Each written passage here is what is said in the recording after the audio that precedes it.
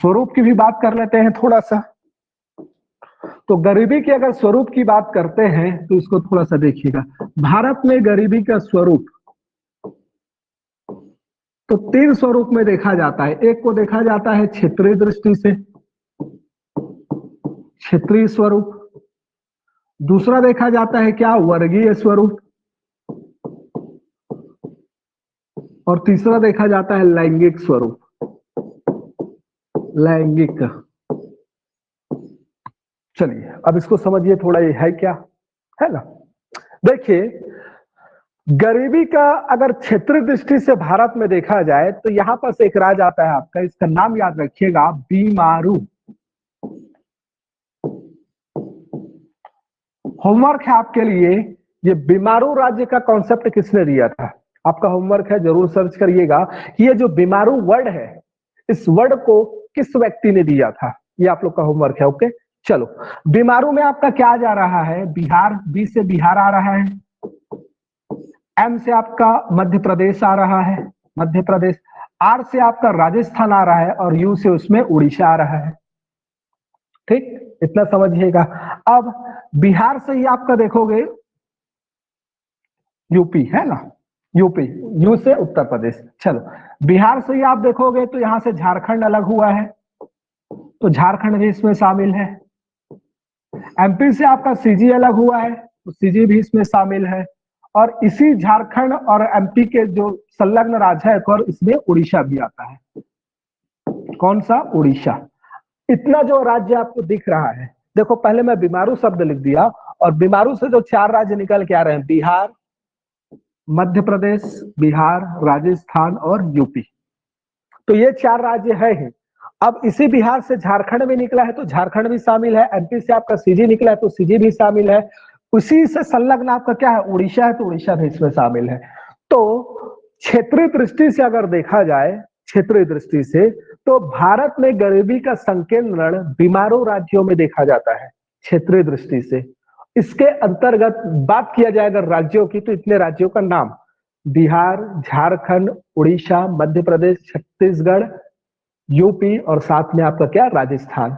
ये जो राज्य है यहाँ पर गरीबी का संकेंद्रण सबसे ज्यादा है। ठीक, तो क्षेत्रीय दृष्टि से अगर बात किया जाए तो मैं क्या बोल रहा हूं, बीमारू राज्यों में, क्षेत्रीय दृष्टि से बीमारू राज्यों में। और बीमारू राज्यों में आपको नाम भी आपको याद रखना है कि इस बीमारू में 4 राज्य आ रहे हैं और इस 4 राज्य के अलावा आपका झारखंड, साथ में आपका क्या, सीजी, और साथ में आपका क्या, उड़ीसा।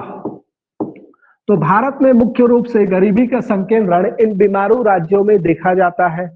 कारण क्या है, तो इसका कारण बोला जाता है कि इसका कारण मुख्य रूप से औपनिवेशिक काल में। अब औपनिवेशिक काल क्या है, तो औपनिवेशिक काल मतलब जब हमारा देश क्या था, गुलाम था। ठीक है, जब प्लासी और बक्सर का युद्ध हुआ, फाइनली अंग्रेजों ने क्या किया, भारत पर नियंत्रण कर लिया। कब जो बोला जाता है, तब से लेकर 1947 तक का जो दौर है वो औपनिवेशिक काल कहलाता है। हम क्या थे, उपनिवेश थे दूसरे देश के। ठीक है, उपनिवेश है ना, इसलिए औपनिवेशिक काल बोला जाता है। तो क्या बोला गया, इसका कारण क्या है, इसका कारण बोला गया कि औपनिवेशिक काल में इस क्षेत्र में विकास के लिए कोई कार्य नहीं किया गया। औपनिवेशिक काल में आप देखोगे तो जो विकास वाला काम हुआ है वो मुख्यतः 4 जगह हुआ है, या 3 ही जगह मानो, मुंबई, कलकत्ता और चेन्नई, मद्रास, है ना। यही 3 जगह था जहां पर उद्योग वगैरह डेवलप किया जा रहा था और उन क्षेत्रों का विकास हुआ है। तो इसका मुख्य कारण बोला जाता है कि औपनिवेशिक काल में, ये दोनों औपनिवेशिक काल से जुड़ा हुआ है, ये भी बताऊंगा मैं इसको भी। औपनिवेशिक काल में, तो यहां हम क्या लिख रहे हैं, कारण मैं बता रहा हूं। तो कारण में मैं क्या बोल रहा हूं कि औपनिवेशिक काल में इन क्षेत्रों के विकास के लिए कोई प्रयास नहीं किया गया। तो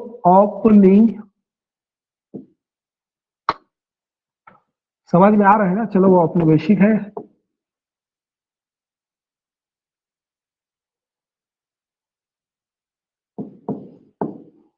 औपनिवेशिक काल में इन क्षेत्रों के विकास के लिए कोई कार्य नहीं किया गया,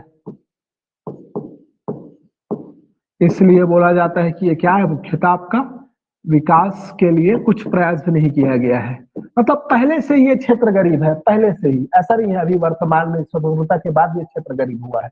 पहले से ये क्या क्षेत्र पूरा गरीबी में जी रहा है। क्यों? क्योंकि कोई विकास के लिए कोई कार्य ही नहीं हुआ भाई औपनिवेशिक काल से। और सरकार बनी है, उसके बाद सरकार भी क्या कर रही है, इन क्षेत्रों में अब धीरे धीरे काम करना चालू की है। उसीलिए फिर क्षेत्रीय आधार पे क्या किया गया है, धीरे धीरे पंचवर्षीय योजना के माध्यम से डेवलपमेंट का कार्य किया गया, उद्योग धंधे स्थापित किए गए। तो इसको याद रखिएगा, अगर क्षेत्रीय दृष्टि से देखा जाए तो बीमारू राज्यों में दिखता है। ठीक। अब दूसरी बात, क्यों? क्योंकि औपनिवेशिक काल में इन क्षेत्रों के विकास के लिए कोई भी कार्य नहीं किया गया। मैं पूरा नहीं लिख रहा हूं भाई, पूरा लिखूंगा तो बहुत टाइम लगेगा, बोल मैं रहा हूं ज्यादा, है ना, ताकि आप लोग लिख सको, समझ सको। ठीक। दूसरा बोला जाता है वर्गीय। वर्गीय दृष्टि से अगर देखा जाए तो भारत में गरीबी पाई जाती है किसानों में। किसमें पाई जाती है? किसानों में। किसानों में क्यों पाया जाता है भाई? बोला जाता है भारत की लगभग 70% आबादी क्या है? किसान है। लगभग 70% आबादी किसान है। और इस 70% आबादी में से भी देखा जाए तो आपका 85% किसान क्या है? लघु और सीमांत या भूमिहीन और सीमांत किसान है। भूमिहीन और सीमांत किसान।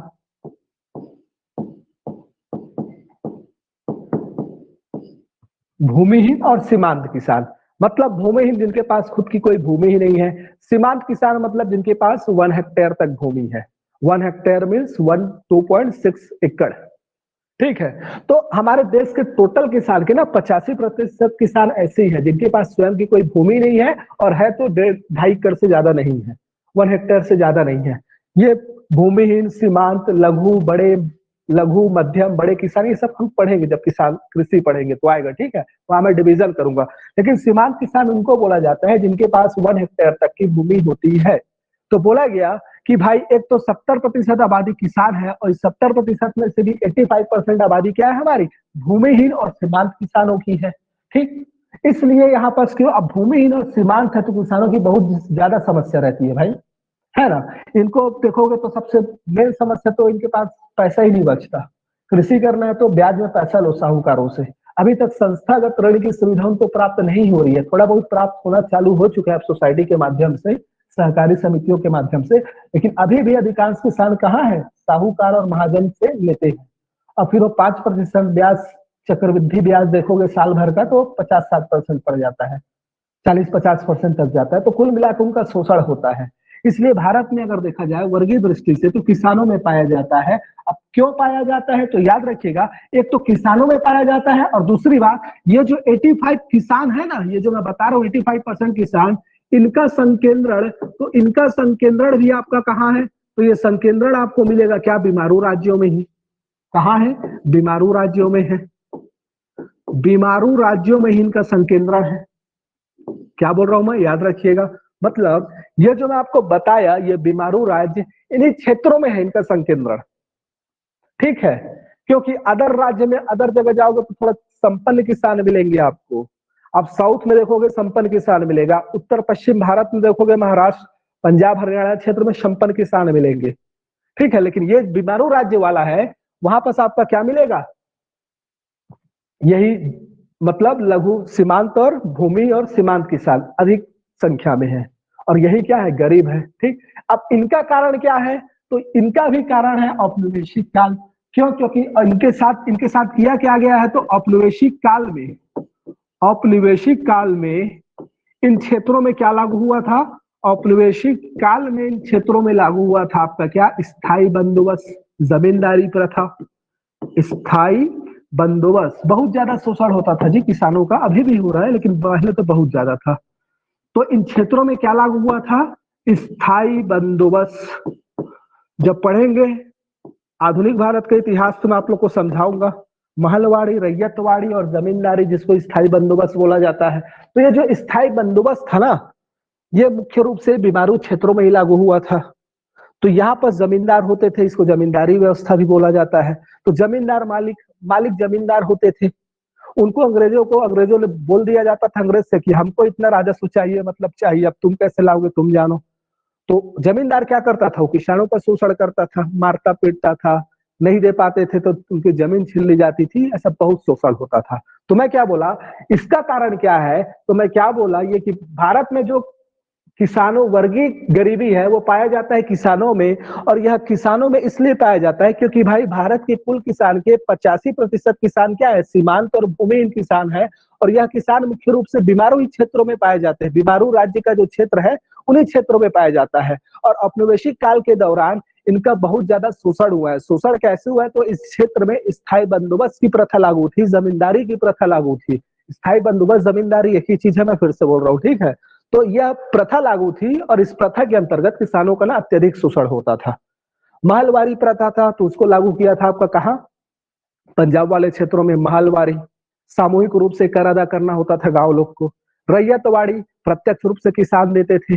तो मध्यम वहां नहीं थे, मध्यस्थता की भूमिका रैयतवाड़ी और महलवाड़ी में नहीं थी, लेकिन यहाँ आपका मध्यस्थ थे, और ये मध्यस्थ कौन होते थे, जमींदार होते थे। और जमींदार में शोषण, एक वर्ड में, ठीक है, बहुत ज्यादा शोषण हुआ है देखोगे तो। और हमारे देश की ना तो आधा पॉपुलेशन क्या है पता नहीं, मूर्ख है, समझ में नहीं आता उन लोगों को, सही बात बोले तो। अरे पहले का जमाना अलग था, अब तो साला मतलब इलेक्शन हो चुका है ना, बढ़िया आदमी को जिताकर भी नहीं भेजते देखोगे तो। और जो करप्ट है, जो गलत आदमी है, वही जीत के जाता है चुनाव, मोस्टली अगर देखा जाए तो। पता नहीं क्या होगा इस देश का। चलो आगे बढ़ते हैं। तो क्षेत्रीय दृष्टि से बीमारू राज्यों में पाया जाता है, वर्गीय दृष्टि से किसानों में पाया जाता है। क्यों पाया जाता है उसका मैं कारण भी बता दिया, बात क्लियर हुआ इतना। अब हम बात करते हैं लैंगिक दृष्टि से, आगे बढ़ू जी।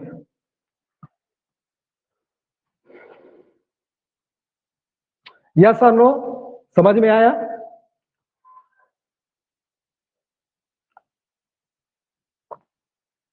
चलिए ठीक, आई होप समझ में आ गया होगा फिलहाल। अब हम लोग बात करते हैं लैंगिक दृष्टि से। अब ये और बड़ा खतरनाक है, लैंगिक दृष्टि से गरीबी। तो देखो, लैंगिक जो गरीबी है, पहले इसका तात्पर्य समझ लेना, अदरवाइज फिर आप लोग कंफ्यूज हो गए। लैंगिक गरीबी का तात्पर्य है निर्णय लेने की क्षमता से है, याद रखिएगा ना, निर्णय लेने की क्षमता। यहाँ पर ना कॉन्सेप्ट बदल जाता है गरीबी का, जब लैंगिक गरीबी की बात करते हैं तो निर्णय लेने की क्षमता। तो बोला जाता है, देखो लैंगिक गरीबी का तात्पर्य क्या हो रहा है, डिसीजन लेने का पावर, किसके पास कितना डिसीजन लेने का पावर है, उससे बात हो रहा है, ठीक है। लैंगिक गरीबी मीन्स, उसका मतलब यहाँ निकल रहा है ना, तात्पर्य। इसका तात्पर्य क्या है, तो निर्णय लेने की क्षमता से। तो भारत में लैंगिक गरीबी मुख्य रूप से महिलाओं में देखी जाती है, मुख्य रूप से महिलाओं में, मुख्य रूप से महिलाओं में। और भारत में जो महिलाओं में गरीबी देखी जाती है, इस गरीबी में भी अगर देखा जाए तो यह गरीबी उच्च जाति की तुलना में, अपोजिट बता रहा हूं, निम्न जाति की तुलना में, जाति नहीं लिखेंगे यहां, जाति वर्ड गलत होगा, निम्न वर्गों की तुलना में, उच्च वर्गों में, उच्च वर्गों में, ठीक है। दूसरा बोला जा रहा है एसटी, एससी, ओबीसी की तुलना में जनरल में, GENERAL, जनरल में। और थर्ड पॉइंट क्या बोला जा रहा है, थर्ड पॉइंट जो बोला जा रहा है वो ये बोला जा रहा है कि भाई मुस्लिम, पारसी,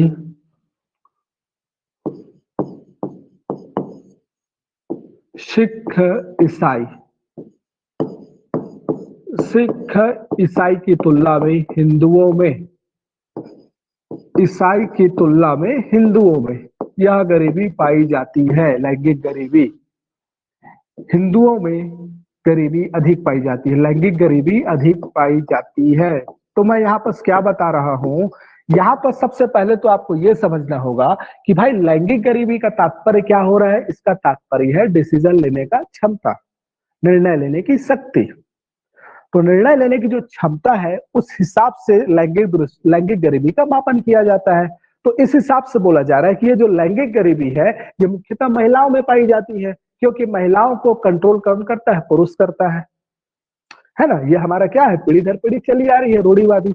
अब बात अलग है कि आज की महिलाएं आगे बढ़ रही है, अपने आप को फ्री कर रही है, महिला सशक्तिकरण हो रहा है, वुमेन एम्पावरमेंट हो रहा है, अच्छी बात है, होना भी चाहिए, ठीक है।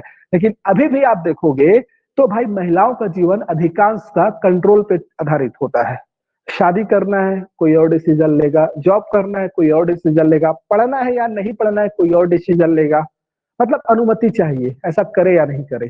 तो ये चीज जो पाया जाता है, बोला जा रहा है निम्न वर्गों की तुलना में उच्च वर्गों में, मतलब जो समाज के निम्न वर्ग तबके के लोग हैं, चाहे वो किसान हो चाहे मजदूर हो, उनकी तुलना में ये जो बड़े बड़े सेठ है, बिजनेसमैन है, उनमें अधिक पाया जाता है। उनके घर की महिलाएं, उनके पास फ्रीडम, निर्णय लेने के लिए स्वतंत्रता नहीं होती। बात समझ में आ रहा है। दूसरा चीज, एसटी एससी ओबीसी की तुलना में जनरल में ज्यादा पाया जाता है। तो इस लेवल की महिलाएं ज्यादा स्वतंत्र होती हैं, बल्कि इसकी तुलना में जनरल में स्वतंत्रता नहीं होती। ऐसी आपका निम्न वर्ग की महिलाएं ज्यादा स्वतंत्र होती है, ऊंचे तबके की महिला स्वतंत्र निर्णय नहीं ले पाती। और ऐसे ही आपका संप्रदाय की दृष्टि से देखें तो मुस्लिम, सिख, ईसाई, पारसी की तुलना में हिंदुओं में ये ज्यादा है। मतलब इस संप्रदाय की, धर्म नहीं ना, संप्रदाय, धर्म अलग चीज है, कभी उस पर एक वीडियो बनाकर मैं डालूंगा यूट्यूब पे अलग से, धर्मनिरपेक्ष धर्म ये सब होता क्या है करके। तो मुस्लिम, पारसी, सिख, ईसाई संप्रदाय की तुलना में अधिक किसमें पाया जाता है, हिंदुओं में पाया जाता है भारत में लैंगिक गरीबी। तो ये आपका भारत में क्या हुआ, गरीबी के स्वरूप के अंतर्गत हमने देखा क्षेत्रीय स्वरूप बीमारी राज्यों में क्यों पाया जाता है, क्योंकि यहाँ औपनिवेशिक काल में विकास के लिए कोई कार्य नहीं किया गया। वर्गीय दृष्टि से देखा जाए तो किसानों में पाया जाता है, और यह किसानों का संकेंद्रण भी कहाँ है, वही बीमारू राज्यों में है। ऐसा क्यों है, तो इस क्षेत्र में स्थायी बंदोबस्त लागू किया गया था और किसानों का अथाह शोषण हुआ था। लैंगिक दृष्टि से देखा जाए भारत में तो महिलाओं में पाया जाता है निम्न वर्गों की तुलना में उच्च वर्गों में, एसटी एससी ओबीसी की तुलना में जनरल में, और मुस्लिम, सिख, ईसाई, पारसी की तुलना में हिंदुओं में या लैंगिक गरीबी ज्यादा पाई जाती है। बात क्लियर हुआ, गरीबी का टॉपिक समझ में आया। इस तरीके से हमारा गरीबी का टॉपिक पूरा कंप्लीट होता है।